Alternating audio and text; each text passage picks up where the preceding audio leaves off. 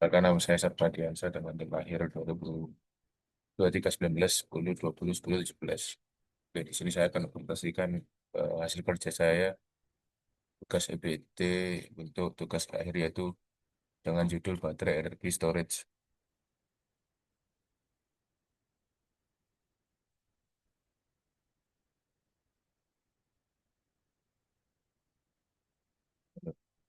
Jadi latar belakangnya adalah kebutuhan penyimpanan energi. Pertama adalah peningkatan pesat penggunaan sumber energi terbarukan seperti surya dan angin. Meskipun ramah lingkungan, membawa tantangan baru bagi stabilitas jaringan listrik. Fluktuasi produksi energi dari sumber-sumber ini karena cuaca atau waktu menyebabkan suplai listrik menjadi tidak stabil atau intermittent. Untuk menyeimbangkan suplai dan permintaan energi serta menjaga keandalan jaringan diperlukan sistem penyimpanan energi yang efektif. Salah satu solusi paling menjanjikan adalah baterai energi storage system atau disingkat BESS. Oke, selanjutnya adalah apa itu BESS atau baterai energi storage system? Yaitu eh, teknologi canggih yang menggunakan bank baterai untuk menyimpan energi listrik saat ketersediaan berlimpah lalu melepaskannya kembali saat dibutuhkan. Yang pertama adalah menyimpan energi dari sumber terbarukan atau jaringan, meningkatkan stabilitas dan keandalan pasokan listrik ketika mendukung berbagai aplikasi dari skala kecil hingga besar. Jadi sistem ini menjadi komponen krusial dalam transisi energi global digunakan jaringan listrik skala besar, instalasi surya atau angin, bangunan komersial maupun residensial hingga kendaraan listrik. Oke, selanjutnya adalah versi kerja BESS. Yang pertama adalah pengisian atau charging. Energi listrik dari jaringan atau sumber terbarukan seperti panel surya atau turbin angin mengisi baterai saat permintaan listrik atau produksi energi berlebih. Kedua adalah penyimpanan. Energi disimpan dalam sel-sel baterai dalam bentuk energi kimia, siap untuk digunakan kapan saja diperlukan. Ketiga adalah pelepasan atau discharging. Setelah puncak atau pasokan listrik rendah, baterai melepaskan energi listrik yang tersimpan ke beban atau langsung ke jaringan. Selanjutnya adalah parameter kinerja base kunci. Yang pertama adalah daya atau power capacity. Diukur dalam kilowatt atau megawatt, menunjukkan seberapa cepat sistem base dapat menyediakan atau menyerap daya listrik. Ini krusial untuk respon cepat terhadap perubahan beban.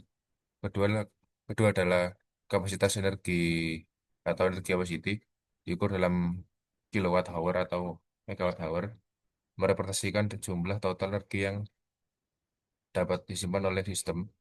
Kapasitas ini menentukan berapa lama bus dapat memasok daya. Yang ketiga adalah durasi penyimpanan, menunjukkan berapa lama bus dapat beroperasi pada daya tertentu. Untuk aplikasi grid scale, durasi 1 sampai 4 jam adalah yang paling umum mendukung stabilisasi jaringan dan peak saving. Ini adalah contoh gambar animasi komponen fisik utama BESS.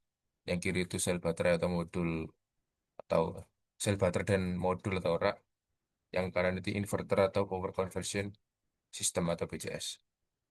Oke, selanjutnya adalah sistem pendukung esensial BESS. Yang pertama adalah baterai management system atau BMS adalah otak atau sistem memonitor parameter vital seperti tegangan arus dan suhu setiap sel ini menjaga keselamatan dan mencegah kerusakan dan mengoptimalkan kinerja baterai. Kedua adalah sistem manajemen thermal. Baterai beroperasi paling efisien pada rentang suhu tertentu. Sistem pendinginan atau pemanas menjaga suhu optimal, memperpanjang umur pakai, dan mencegah thermal runaway yang berbahaya. Untuk ketiga, sistem kontrol dan MES atau Energy Management System dan sistem kontrol lainnya mengelola kapan baterai harus mengisi eh, atau melepas energi berkomunikasi dengan jaringan dan mengoptimalkan operasi BESS secara keseluruhan.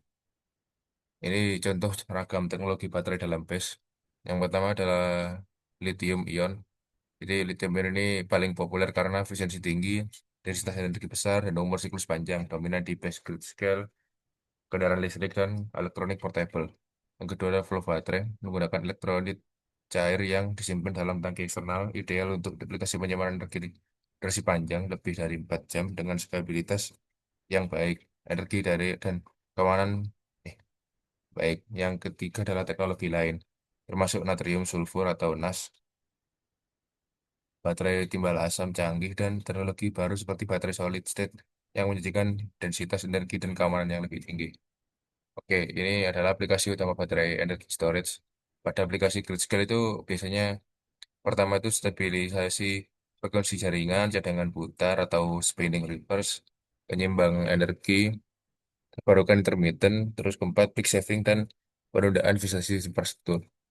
Untuk yang kedua pada aplikasi bangunan dan rumah, optimasi konsumsi dengan tarif waktu pemakaian. Terus kedua, peningkatan keandalan suplai atau backup daya. Ketiga, pemanfaatan energi surya atau angin surplus. Jadi untuk studi kasus masa depannya ini ada dua, integrasi BESS dengan pembangkit terbarukan. Contohnya adalah penggunaan BESS pada pembangkit surya dan atau angin, energi surplus yang dihasilkan pada siang hari atau surya atau saat angin kencang disimpan di baterai dan dilepaskan saat malam hari atau saat produksi rendah. Ini memastikan pasokan energi yang stabil dan dapat diprediksi. Terus proyek BESS skala besar global, banyak negara berorientasi pada instalasi BESS skala gigawatt untuk mendukung jaringan listrik nasional. Ini bukan hanya untuk menyimpan energi, tetapi juga untuk menjadikan layanan grid esensial seperti stabilisasi frekuensi dan tegangan, menjadikannya tulang punggung smart grid pada masa depan. Oke, sekian. Terima kasih. Assalamualaikum warahmatullahi wabarakatuh.